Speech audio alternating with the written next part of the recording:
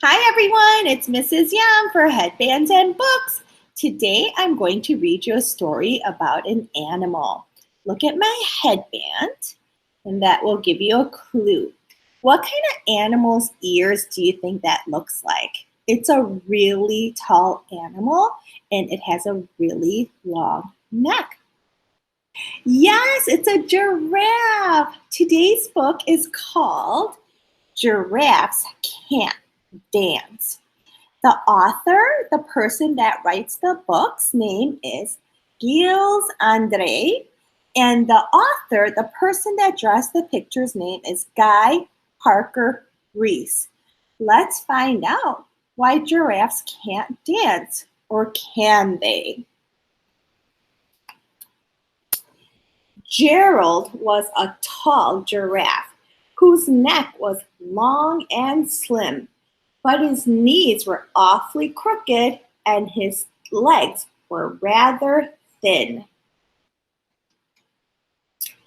He was very good at standing still and munching shoots off trees, but when he tried to run around, he buckled at the knees. Do you know what that means, that he buckled at the knees? That means his knees kept bending and then he fell. Oh no. Now, every year in Africa, they hold the jungle dance, where every single animal turns up to skip and prance. Jungle dance. Look at this animal.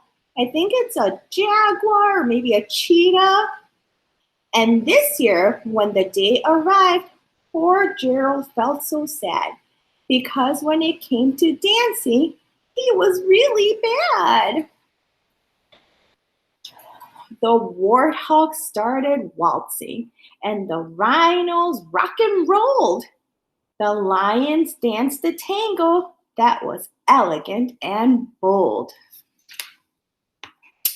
The chimps all did a cha-cha with the very Latin feel, and 8 baboons then teamed up for a splendid Scottish reel.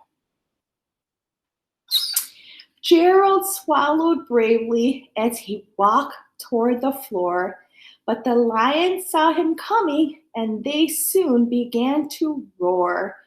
Hey, look, a clumsy Gerald, the animals all sneer. Giraffes can't dance, you silly fool. Oh, Gerald, you're so weird. Oh no, friends, that's so sad, isn't it?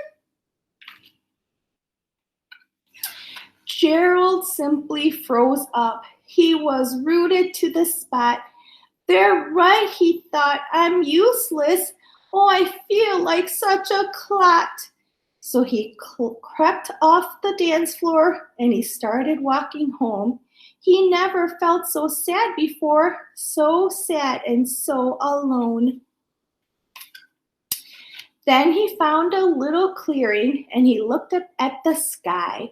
The moon can be so beautiful, he whispered with a sigh.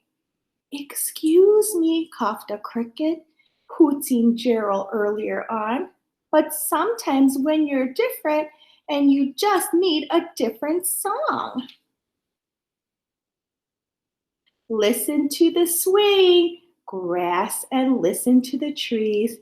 To me, and the sweetest music is those branches in the breeze. So imagine that the lovely moon is playing just for you, and everything makes music if you really want it to. With that, the cricket smiled and picked up his violin. Then Gerald felt his body do the most amazing thing. His hooves had started shuffling, making circles on the ground.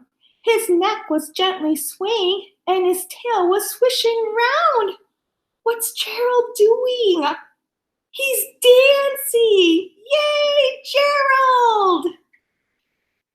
He threw his legs out sideways and he swung them everywhere. Then he did a backward somersault and leapt up in the air. Gerald felt so wonderful. His mouth was open wide. I am dancing. Yes, I'm dancing. I am dancing, Gerald cried. How's he feeling? He's so happy and so proud of himself.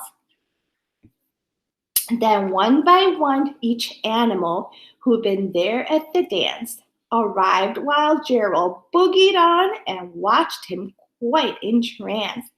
They shouted, "It's a miracle! We must be in a dream! Gerald's the best dancer that we've ever seen!"